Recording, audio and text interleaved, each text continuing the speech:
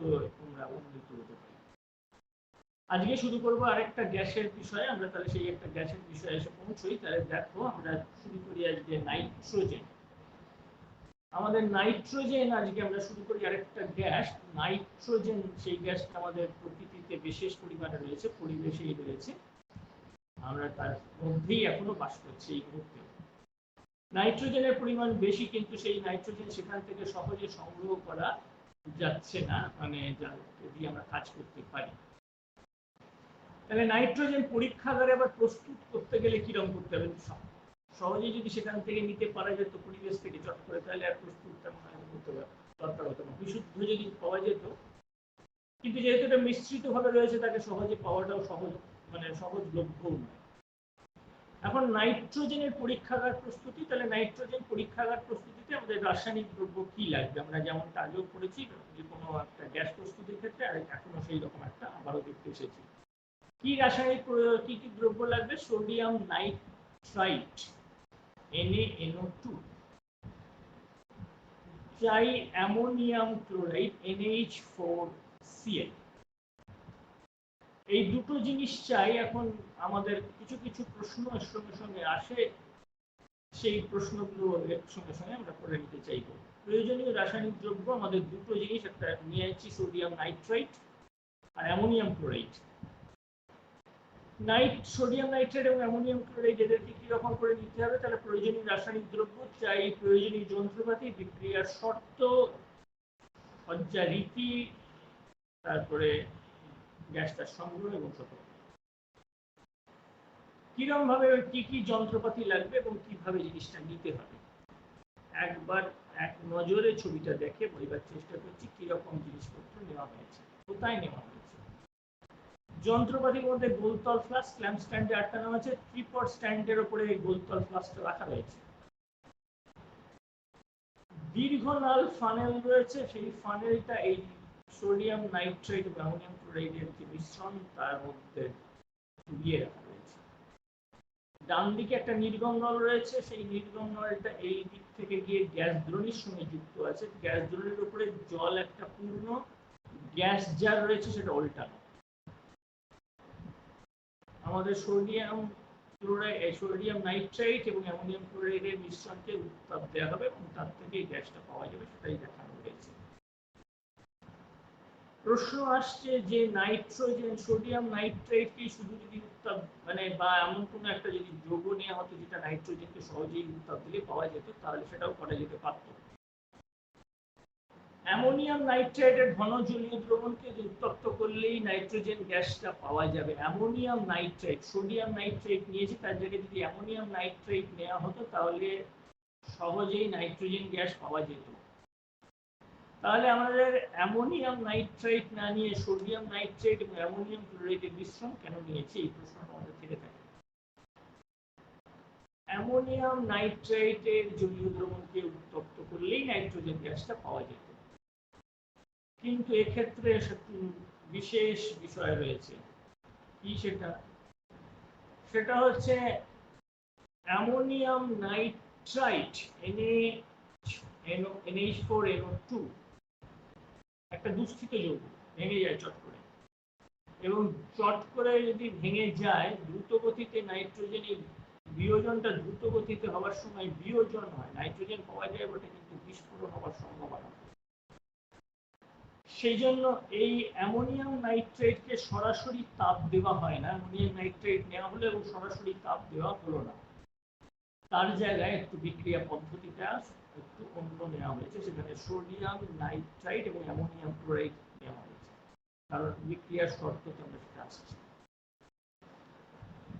Ammonium nitrite কেন নেওয়া হয়নি? কারণ এখানে তো নাইট্রোজেন ছিল এবং সেই নাইট্রোজেনকে পাওয়াও যাবে, কিন্তু সেটা করা হয়নি। কারণটাতে এবার আসছি। তাহলে এই কারণটা করেছি। এবার এইটা দুষ্কৃত যৌগ, তার জায়গায় একটা সতর্কতামূলক বিষয় নিয়ে কাজ করেছি। আমরা একটা অন্য কিছু জিনিস নিয়েছি, সেই জিনিসটা কি নিয়েছি সেটাতে আসছি। তাহলে সেই জিনিসটাতে এবারে বিক্রিয়াটাতে আসি, যেখানে বিক্রিয়ার শর্ত এবং বিক্রিয়া যা আমরা করেছি। রাসায়নিক বিক্রিয়ার শর্ত কি করা হচ্ছে? সোডিয়াম নাইট্রাইট আর অ্যামোনিয়াম ক্লোরাইড নেওয়া হয়েছে, তাপ দিলে অ্যামোনিয়াম নাইট্রাইট তৈরি হবে, কিন্তু সরাসরি নিয়ে তাপ দিলে যে বিস্ফোরণ হওয়ার সম্ভাবনা, এই ক্ষেত্রে তা হবে না, কারণ তৈরি হওয়ার সঙ্গে সঙ্গে বিয়োজিত হবে, এই জন্য বিস্ফোরণ হওয়ার সম্ভাবনা থাকবে। অ্যামোনিয়াম নাইট্রাইট প্রকৃত পাবো, কিন্তু সেইটা বিস্ফোরণ সম্ভাবনা এড়িয়ে পাওয়া যাবে। প্রথম ধাপে এই ব্যাপারটা করা হলো এবং অ্যামোনিয়াম নাইট্রাইটটা ভেঙে যাবে।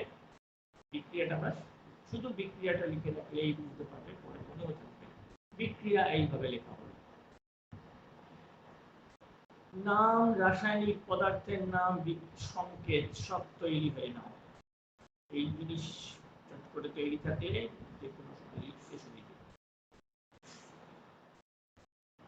Sodium nitrite plus ammonium chloride সমান sodium chloride plus ammonium nitrite, এই হলো বিক্রিয়া।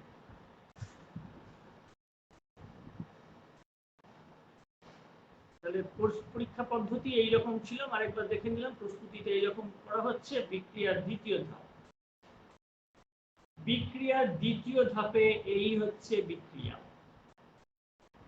বিক্রিয়াটা এই রকম বিস্ফোরণ যাতে না হয় তার জন্য একটা এই রকম দুটো ধাপে বিক্রিয়াটা করা হলো। অ্যামোনিয়াম নাইট্রাইট সরাসরি নিয়ে তাপ দেওয়া হলো না, নাইট্রোজেন এইভাবে পাওয়া যায়। এবারে নাইট্রোজেন পাওয়া যদি যায়, নাইট্রোজেনকে সংগ্রহ করার সময় কিছু ভৌত ধর্ম বা রাসায়নিক ধর্মকে সংগ্রহে রাখতে হয়, কারণ সংগ্রহ করার সময় সব বিক্রিয়া করে ফেললে সংগ্রহ করতে পারা যায় না। অথবা সংগ্রহটা করবো কেমন করে, জলে না বাতাসে, এবং সেটা কেমন। তাহলে নাইট্রোজেনকে সংগ্রহ করতে গেলে নাইট্রোজেনের কোনো এক দুটো ভৌত ধর্মকে আমাদের কাজে লাগাতে হবে। আসছি তাহলে একটু ছবিতে যেমন দেখেছিলাম একটু আগে, তাহলে ছবিতে কিরকম দেখেছিলাম নাইট্রোজেনকে কেমন করে সংগ্রহ করা হচ্ছে, মশার কোন শর্তে, নাইট্রোজেনকে কোন শর্তে সংগ্রহ করা হয়েছিল, ছবিতে কি দেখেছি, মশা। ছবিতে আমরা দেখেছিলাম নাইট্রোজেন সংগ্রহ করা হয়েছে কোন শর্তে, এটি গোলতল ফ্লাস্কে। না না, গোলতল ফ্লাস্কে তো সংগ্রহ করা নাই, গোলতল ফ্লাস্কের বিক্রিয়াটা ঘটানো হয়েছে, সংগ্রহ করা হয়েছে গ্যাসটা। ঊর্ধ্বপাতন। হ্যাঁ, ছবি দেখো আর বলো, ছবি দেখো আর বলো তাড়াতাড়ি। আচ্ছা, বসে পড়ো। নবাবগঞ্জ চকদীপা, নবাবগঞ্জ চকদীপা কোন নগর? নবাবগঞ্জ বলতে পারবে কোন নীতিতে নাইট্রোজেন সংগ্রহ করা আছে? ছবি কি বলছে? নবাবগঞ্জ চকদীপা। আচ্ছা হ্যাঁ, নবাবগঞ্জ একবার বলে নাও আগে চট করে। নবাবগঞ্জ শুনতে পাইনি এখনো, না বলো তাড়াতাড়ি। আচ্ছা, বসে পড়ো। চকদীপা, একটু মাইক্রোফোন ঠিক করে অন করে বলতে হবে। চকদীপা বলো। চকদীপা না, ছেড়ে আরেকবার। হালকা, না, জলের তুলনায় হালকা। হ্যাঁ, তা কোন? হ্যাঁ, জলের তুলনায় হালকা। তাহলে তারপরে বিক্রিয়া করে না। হ্যাঁ, না, তারপরে কিভাবে সংগ্রহ করা হচ্ছে? আর কিছু জলের সঙ্গে বিক্রিয়া করে না, সেটাও ঠিক। জলের নিম্ন অপসারণ দ্বারা। রাইট, তাহলে জলের নিম্ন অপসারণ দ্বারা। বসে পড়ো, ঠিক আছে। তাহলে জলের নিম্ন অপসারণ, যেহেতু জলের সঙ্গে বিক্রিয়া করে না, জলের সঙ্গে বিক্রিয়া করে না এবং জলের থেকে হালকা, জলের নিম্ন অপসারণ দ্বারা সংগ্রহ করা হয়েছে। তাহলে এই হচ্ছে আমাদের গ্যাস সংগ্রহের নীতি। তাহলে সংগ্রহটা করা হয়েছে এই রকম, ফ্লাস্কের বাতাস বেরিয়ে গেলে, আমরা ফ্লাস্ক থেকে যখন নিয়েছি জলপাত্র, জলপূর্ণ একটা গ্যাস জারের মধ্যে নির্গম নলটার গ্যাস দ্রোণীতে দিয়ে দেওয়া হবে। গ্যাস দ্রোণীর ওপরেই ওই জলপূর্ণ পাত্রটা রাখা হবে। প্রথমে নির্গম নলটা গ্যাস দ্রোণীতে আগে দেওয়া হয় না, একটুখানি পরে দেওয়া হয়, যাতে পাত্র থেকে ওই গোলতল ফ্লাস্ক থেকে বাতাসটা বেরিয়ে যায়, তারপরে গ্যাস দ্রোণীর মধ্যে ওটা ঢুকিয়ে দেওয়া হবে। তাহলে গ্যাসটা এইভাবে সংগ্রহ করা হবে। আমি একটা ছোট্ট, যে কোনো ক্ষেত্রেই আমাদের যারা এইরকম ভাবে সংগ্রহ করা, আমি সেটা দেখাতে চাই। সেটা গ্যাস জার হতে পারে বা অন্য জায়গাও নিতে পারি। মনে করো একটা টেস্ট টিউব পূর্ণ জলপূর্ণ টেস্ট টিউব নেওয়া হয়েছে, তাতেও নেওয়া যেতে পারে। নির্গম নলটা এই রকম জলের মধ্যে ডুবিয়ে রাখা হয়, টেস্ট টিউবটা জলপূর্ণ আছে, তাহলে কি করা হবে, এই টেস্ট টিউবটা জলপূর্ণ, এই জলের মধ্যেই ব্যাপারটাকে, যদি জলে অদ্রবণীয় গ্যাস হয় আর জলের থেকে হালকা হয়, তাহলে কি হবে, এই রকম করে গ্যাসটা সংগ্রহ করা যেতে পারে। গ্যাস জারেও করতে পারি অথবা টেস্ট টিউবেও করতে পারি। দেখো গ্যাসটা এসে জলের উপরে জমা হচ্ছে, গ্যাসটা জলের থেকে হালকা, জলে অদ্রবণীয়, তাহলে তাকে এই রকম করে সংগ্রহ করা হবে। জলে অদ্রবণীয় হালকা জলকে তাহলে জলে নিম্ন অপসারণ দ্বারা গ্যাসটা সংগ্রহ করা হয়েছে। এই হলো আমাদের গ্যাস সংগ্রহ, নাইট্রোজেনকে এইভাবেই সংগ্রহ করা হয়েছে। তাহলে নীতিটা কি, ধর্মটা কি, কোন ধর্মটা কাজে লাগলো, এই নীতিতে কাজটা করা হলো। সংক্ষেপে বুঝে বুঝে কাজটা করে নিতে পারি। গ্যাস জার ছাড়াও অন্যত্র আমরা সংগ্রহ করতে পারি, যেমন টেস্ট টিউব, কিন্তু সব ক্ষেত্রেই জলপূর্ণ করলাম, সেটা সব ক্ষেত্রেই সেটা জলপূর্ণ ছিল, এবং জলপূর্ণ ক্ষেত্রেই ব্যাপারটা সংগ্রহ, কারণ জলের নিম্ন অপসারণ দ্বারা তাকে সংগ্রহ করা হয়েছে। তাহলে নাইট্রোজেন গ্যাস সংগ্রহ ব্যাপারটা এই রকম করে করা গেল। নাইট্রোজেন গ্যাসটা এইভাবে সংগৃহীত হয়েছে, সংক্ষেপে করলাম। এবারে বিশুদ্ধিকরণ, কারণ বিশুদ্ধ গ্যাস হলেই তবে তাকে দিয়ে আমরা পরীক্ষা নিরীক্ষা করতে পারবো। বিশুদ্ধিকরণ, তাহলে কি কি অশুদ্ধি আছে আগে জানার দরকার আছে, তারপরে তাকে অপসারণ। বিশুদ্ধ করতে গেলে কি কি অশুদ্ধি আছে, পরীক্ষাগারে প্রস্তুতির সময় অশুদ্ধি কি কি পাওয়া যায়, ক্লোরিন, অ্যামোনিয়া, নাইট্রোজেনের বিভিন্ন অক্সাইড, জলীয় বাষ্প, এই হচ্ছে আমাদের কয়েকটা দেখতে পাচ্ছি অশুদ্ধি থেকে যাচ্ছে। ক্লোরিন, অ্যামোনিয়া, নাইট্রোজেনের অক্সাইড এবং জলীয় বাষ্প। যদি নাইট্রোজেনের অক্সাইড লেখার সময় লেখা হয়, একটু খেয়াল করে দেখো, কখনো কখনো তোমরা এইরকম দেখতে পাবে NO আর ও এর গায়ে একটা ছোট্ট X লেখা আছে। জারুরা বলতে পারবে এ দিয়ে কি বোঝানো হয়, জারুরা পণ্যগর বলতে পারবে NOX দিয়ে কি বোঝানো হয়, জারুরা, কোন্নগর, বোরাই কি বোঝানো হয়, মশাট, নাইট্রোজেনের বিভিন্ন অক্সাইডকে বোঝানো হয়। এক্সটা কি জিনিস তাহলে, এক্সটা, মানে বিভিন্ন অক্সাইড গুলো।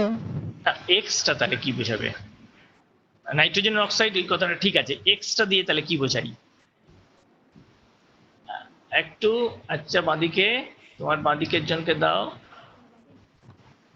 2 না, তাহলে যদি 2 যোজ্যতাকে বোঝানো হচ্ছে।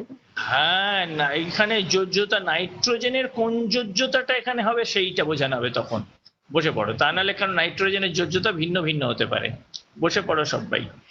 সেই জন্য NOX অনেক সময় এইভাবে বোঝানো হয়, নাইট্রোজেনের বিভিন্ন অক্সাইডকে বোঝানোর জন্য।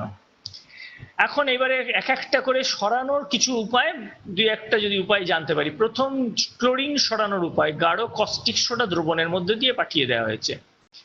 গাঢ় কস্টিক সোডা দ্রবণের মধ্যে দিয়ে পাঠানো হয়েছে, তাহলে ক্লোরিনটা সরে যাবে।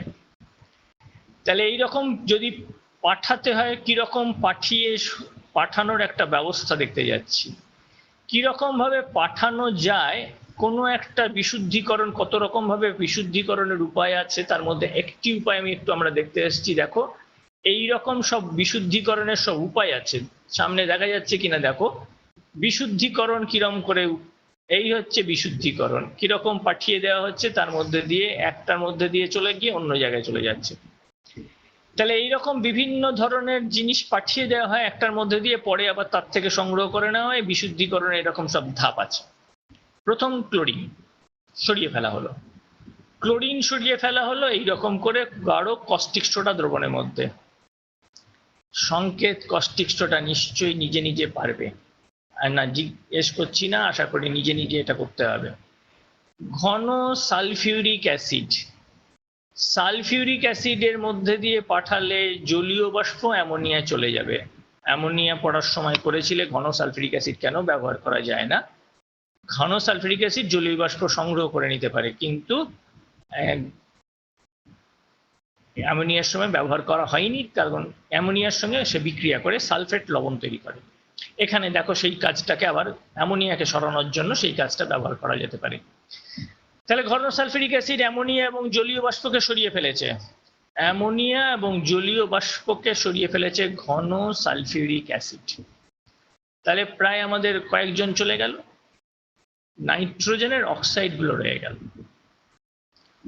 তাহলে বাকিরা প্রায় চলে গেছে, নাইট্রোজেনের অক্সাইডগুলো শুধু রয়ে গেছে। একটু নাইট্রোজেনের অক্সাইডগুলো সরার জন্য ব্যবস্থা ভাবি। ধাপে ধাপে এইরকম মনে রাখো, তাহলেই দেখবে বিক্রিয়াটা কে কার সঙ্গে করতে পারে, তাহলেই মনে রাখবে যে বিশুদ্ধিকরণ কি করে করা হয়েছে। একটা ছোট্ট ছবিও নিতে হবে। তারপরে উত্তপ্ত কপার কুচির ওপর দিয়ে যদি আমরা পাঠিয়ে দিতে পারি, তাহলে নাইট্রোজেন গ্যাসের অক্সাইডগুলো বিজারিত হয়ে নাইট্রোজেন দিয়ে দেবে। উত্তপ্ত কপার কুচির ওপর দিলে কপারের সব অক্সাইড হয়ে যাবে আর নাইট্রোজেনটা বেরিয়ে চলে আসবে। তাহলে তখন নাইট্রোজেনকে আবার বিশুদ্ধভাবে পাওয়া যাবে। এই হচ্ছে অশুদ্ধি যেগুলো ছিল এবং অশুদ্ধিগুলো দূর করার কি কি উপায় সেটা করলাম। বিশুদ্ধিকরণের এইসব উপায় রয়েছে। উত্তপ্ত কপার কুচির ওপর দিয়ে পাঠালে নাইট্রোজেনের অক্সাইডগুলো সরে গিয়ে নাইট্রোজেন বিশুদ্ধ পাওয়া যাবে। আশা করি তাহলে এই রকম করে মনে রেখে পড়তে হবে, বুঝে চলতে হবে। তারপরে লিখছি শেষে একটা ধাপ, এইটা করতে পারলে আরো ভালো, সেটা হচ্ছে পারদের উপরে সংগ্রহ। তাহলে গ্যাসটা বিশুদ্ধ পাওয়া গেল, এইভাবে সংগ্রহ করা হলো। তাহলে বিশুদ্ধিকরণ এই রকম করে ধাপে ধাপে করা হলো, বিশুদ্ধ জিনিসটা পাওয়া গেল। একটা ছবিটা শুধু দেখে রাখো, এরকম না, আরো অন্যভাবেও বিশুদ্ধিকরণ করার উপায় আছে, আমরা এটা আলোচনা করলাম না, কিন্তু এইভাবে করা যেতে পারে। নাইট্রোজেনকে করা হয়, একটা নাইট্রোজেন এরকম একটা বিশুদ্ধিকরণ, এই দিক থেকে নাইট্রোজেন পাঠানো হলো, এই মধ্যে কিছু জিনিস রাখা রইলো যা অশুদ্ধিগুলোকে সরিয়ে ফেলবে, আর তারপরে বিশুদ্ধ নাইট্রোজেনকে নিয়ে নেওয়া হলো। এই রকমও ব্যবস্থা রয়েছে, আমরা শুধু ছবিটা দেখলাম, এটা আলোচনায় নিচ্ছি না। আসছি নাইট্রোজেনের ভৌত ধর্ম। আমরা ভৌত ধর্ম জেনেই সংগ্রহ করেছিলাম গ্যাসটা, তাহলে নিশ্চয়ই কিছু জিনিস আমাদের নাইট্রোজেনের ভৌত ধর্ম জানাই হয়ে গেছে। আমরা তাহলে আর কয়েকটা জিনিস এমনি থেকেই জানি, যেহেতু গ্যাসটার মধ্যেই বাস করি। বর্ণহীন গন্ধহীন গ্যাস। বর্ণহীন গন্ধহীন গ্যাস, আমার মনে হয় এটা লেখার দরকার নেই, এগুলো শুধু শুনে নাও, তাহলেই হবে। ভৌত ধর্ম বলে কথাটা লিখে রাখো, যেটা পড়া হয়েছিল মনে থাকবে। নাইট্রোজেনের দাব্রতা জলে খুব কম, সেই জন্য নাইট্রোজেনকে জলে নিম্ন অপসারণ দ্বারা সংগ্রহ করা হয়েছিল। স্ফুটনাঙ্ক -195.8 ডিগ্রি সেলসিয়াস, এই কথাটার কিছু তাৎপর্য বলতে পারো কেউ? জারুরা স্ফুটনাঙ্ক বলেছে -195.8 ডিগ্রি সেলসিয়াস, এর কোনো তাৎপর্য কিছু বলতে পারো? কিছু একটা বুঝিয়ে আমরা একটা এমন ঘটনা, কিছু একটা, জারুরা কোন নগর কিছু বলতে পারো এই জিনিসটার একটা কোনো বিশেষ কোনো দিক? বেরগ্রাম, কোনো বিশেষ কোনো দিক? পলাশিপাড়া, হ্যাঁ বলো। স্ফুটনাঙ্ক -195.8 ডিগ্রি সেন্টিগ্রেড হয়, এটাকে হিমায়ক রূপে ব্যবহার করা হয়। রাইট, বেশ, বসে পড়ো, খুব ভালো, বসে পড়ো। তাহলে ঠান্ডা খুব বেশি, এবং আর একটা বিশেষ হচ্ছে যে আমরা একে পৃথিবীতে তরল হিসেবে দেখতে পাবো না, কারণ দেখতেই পাচ্ছ ফুটছে এই সময়। তাহলে বেশি সময় গ্যাস, যদি কোনো এমন একটা যদি মহাজাগতিক বস্তু থাকে যার উষ্ণতাটা ভীষণ কম, তাহলে আমরা যেমন জলকে নদী পথে বয়ে যেতে দেখি, তাহলে তখন আমরা দেখতে পাবো নাইট্রোজেন নদী পথে বয়ে বয়ে যাচ্ছে। এখন যেমন নাইট্রোজেন আমাদের গ্যাস হিসেবে চারিদিকে ছড়িয়ে রয়েছে, কিন্তু তখন দেখতে পাবো নাইট্রোজেনের নদী। এই রকম সব ঘটনা দেখা যাবে। তাহলে ঠান্ডা ভীষণ, এই বিষয়টা এখান থেকে একটু বোঝবার বিষয়। একটা ছোট্ট দেখো তরল নাইট্রোজেন একটা বেলুনের উপরে ঢেলে দেওয়া হয়েছে, একটা ঘটনা ঘটেছে। মশাট বলতে হবে কি বিষয়, কেন এমনটা ঘটেছে। মশাট ছবি অ্যানিমেশন দেখো এবং বলো কি ঘটেছে, কেন ঘটেছে। মশাট, বোরাই, বোরাই সব চুপচাপ হয়ে গেলে কি খুব ভালো সবাই বলবে নাকি যে এরা সব খুব ভালো ছাত্রছাত্রী, সব চুপচাপ বসে থাকে? কোথায় বোরাইকে কোনো শুনতে পাচ্ছি না কেন? চকদীপা, চকদীপা বলতে হবে এটা কি বিষয়। চকদীপা বলো। চেষ্টা করো, কোনো অসুবিধা নেই। বেলুনের মধ্যে অবস্থিত গ্যাসের আয়তন কমে যাওয়ায় বেলুন আকারে ছোট হয়ে গেছে। কেন কমে গেছে? তরল নাইট্রোজেন এত মানে ঠান্ডা, ওই জন্য 198 195 সেলসিয়াস বাইরে আয়তন কমে যায় ঠান্ডা দিয়ে। আচ্ছা বেশ, বসে পড়ো। আচ্ছা বসে পড়ো, ঠিক। তাহলে তরল নাইট্রোজেন যদি দেওয়া যায় তাহলে এইটা হচ্ছে ঠান্ডা এত, যেই ঠান্ডাতে বেলুনের ভেতরের বাতাস, আমরা জানি তাপমাত্রা কমে গেলে আয়তন কমে যায়, তাই বেলুনটা চুপসে গেল। আবার যখন তাপমাত্রাটা বেড়ে উঠলো বেলুনটা ফুলে কাটলো। তাহলে এইরকম সব ঘটনা ঘটবে। এই বছর পড়েছো গ্যাসের আয়তন এবং উষ্ণতার সম্পর্ক। রাসায়নিক ধর্ম এবারে যদি শুরু করি, নাইট্রোজেন নিজে দাহ্যও নয় দহনে সহায়কও নয়, নিজে দাহ্যও নয় দহনে সহায়কও নয়। সেই জন্য নাইট্রোজেনের পরিমাণ বাতাসে 78% প্রায় থাকায় আয়তনগতভাবে একটা সুবিধে আছে। কি সেই সুবিধে? কি সেই সুবিধে? কন্যগর, নাইট্রোজেন 78% থাকায় কি সুবিধে? কন্যগর কেউ বলতে পারে? কন্যগর, পলাশিপাড়া, পলাশিপাড়া নাইট্রোজেন 78% থাকায় কি সুবিধে? পলাশিপাড়া। দাবানলের পরিমাণ কমে যায়। কেন? নিজে দহনে সহায়ক নয় তাই, আবার নিজেও দাহ্য নয় তাই, কোনো কিছুকে জ্বলতে সাহায্যও করে না। রাইট, ঠিক বলেছো। বসো। তাহলে দাবানল নইলে দেখা দিত অক্সিজেনের পরিমাণ যদি বেড়ে যায় 20.6, তার থেকে যদি বেশ কিছুটা বেড়ে যায়, অক্সিজেন চারিদিকে আগুন লাগিয়ে দিতে সাহায্য করবে। দেখ আমরা সাধারণভাবে দেখতে পাই বনভূমিতে সেই দাবানল লাগে, কারণ সেখানে অক্সিজেনের ঘনত্ব খুব বেশি এবং জলের পরিমাণ কম, জলীয় বাষ্পের পরিমাণ কম হলে এবং কাটে কাটে ঘষা বা কোনো কিছু শুকনো জায়গা হলে সেখানে ঘষা লেগে আগুন লেগে যায় এবং তারপরে ছড়িয়ে পড়ে। নাইট্রোজেনের পরিমাণ এটা বেশি হওয়ায় নাইট্রোজেন দাহ্য এবং দহনে কোনোটাই মানে উপযুক্ত নয়, দাহ্যও নয় দহনে সহায়কও নয়, সেই জন্য আগুন লাগার হাত থেকে সাহায্য করে। আগুন যাতে না লাগে তার জন্য সাহায্য করছে। তাহলে ধাতুর সঙ্গে এবার একটু বিক্রিয়া আসছে। এইটাতে আবার একটা অন্য ধরনের একটা জিনিস জানতে চাই, সেই যৌগটা নাইট্রাইট যৌগ, এই জন্য এইটা আবার একটু পরীক্ষার জন্য আমাদের প্রয়োজনীয়। সাধারণত নাইট্রোজেন অন্য পদার্থের সঙ্গে সাধারণভাবে কোনো বিক্রিয়া করে না, কিন্তু উচ্চ উষ্ণতায় বিক্রিয়া করছে ক্যালসিয়াম, ম্যাগনেসিয়াম, অ্যালুমিনিয়ামের সঙ্গে, এবং যৌগটার নাম নাইট্রাইট। এই যৌগটা এই জন্য জানতে একটু বেশি করে চায়। ম্যাগনেসিয়াম নাইট্রাইট লিখেছি এখন, সেখানে নাইট্রোজেনের ভ্যালেন্সি যোজ্যতা এখন 3। ম্যাগনেসিয়াম নাইট্রাইট শুধু রিয়াকশনটুকুই লেখো তাহলেই চলবে, যাতে হয়েছিল বলে মনে হয় বইয়েটা আবারও পড়ার সময় স্মরণে আসবে। একবার প্র্যাকটিস করে নাও। Magnesium nitrite Mg3N2। তাহলে উচ্চ উষ্ণতায় এইরকম ধাতুর সঙ্গে বিক্রিয়া করে নাইট্রাইট যৌগ তৈরি হয়েছে। নাইট্রাইট যৌগ, শুধু রিয়াকশনটা লেখো তাহলেই হবে। নাইট্রাইট যৌগ, নাইট্রাইট যৌগের সঙ্গে জলের বিক্রিয়ায় তৈরি হচ্ছে অ্যামোনিয়া। এই বিক্রিয়াটাও একটু লিখবো, ব্যালেন্স বিক্রিয়া লেখার প্র্যাকটিস করার জন্য এটা দরকার।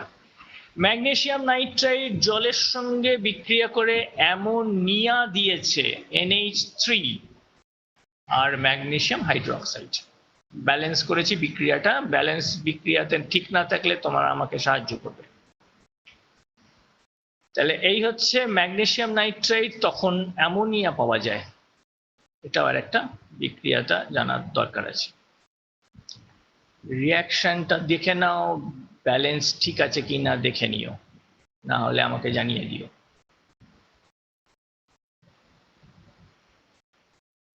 তাহলে ধাতুর সঙ্গে বিক্রিয়ায় পড়েছি, পরে আরেকটি আসছি হাইড্রোজেনের সঙ্গে বিক্রিয়া। এই বিক্রিয়াটা আমাদের জানা, অ্যামোনিয়ার রাসায়নিক ধর্ম যখন অ্যামোনিয়ার যখন শিল্প উৎপাদন করেছিলাম তখনও করেছি। তাহলে নাইট্রোজেনের সঙ্গে হাইড্রোজেনের বিক্রিয়া একটা অ্যামোনিয়ার প্রস্তুতির সময় কি করেছি তখন এই ব্যাপারটা করেছিলাম। অ্যামোনিয়া প্রস্তুতির শিল্প প্রস্তুতির সময় এই ব্যাপারটাই করা হয়, নাইট্রোজেন আর হাইড্রোজেন আলাদা আলাদাভাবে নেওয়া হয়েছিল এবং তাকে লোহা চূর্ণ, অনুঘটক, মলিবডেনাম, উদ্দীপক এসবগুলো নিয়েছিলাম, আমরা দেখেছিলাম এবং সেখানে এই রকম ভাবে কাজটা করেছিলাম। শুধু অ্যামোনিয়া তৈরি হয় এইটুকু লিখে রাখলেই হবে, রিয়াকশনটা লেখো তাহলেই চলবে, বিক্রিয়াটুকু লেখো তাহলেই হবে। আমি একবার দেখিয়ে দেবার চেষ্টা করব আরো একবার। শিল্প উৎপাদন অ্যামোনিয়া ওটাও আমাদের আছে, এখানেও নাইট্রোজেনের সেই ধর্মটা কাজে লাগবে সেটাও আছে। আমরা আরেকবার শিল্প উৎপাদনটা একটু দেখে নিতে চাইবো, অ্যামোনিয়ার শিল্প উৎপাদন কেমন হয়। তাহলে অ্যামোনিয়া শিল্প উৎপাদনের ক্ষেত্রে নাইট্রোজেন এবং হাইড্রোজেন দুটো আলাদা আলাদা চেম্বার, দুটো আলাদা আলাদা কক্ষে দুজনকে নেওয়া হয়েছে।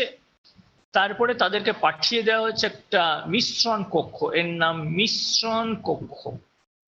এবং এই মিশ্রণ কক্ষে নাইট্রোজেন এবং হাইড্রোজেনকে পাঠিয়ে দেওয়া হবে এবং সেক্ষেত্রে চাপ এবং উষ্ণতা স্থির রাখা রয়েছে। উষ্ণতা ডিগ্রি সেলসিয়াসে বলা আছে, চাপ মেগা প্যাসকেলে বলা আছে, এটা অ্যাটমসফেরিক প্রেসারও বলতে পারো।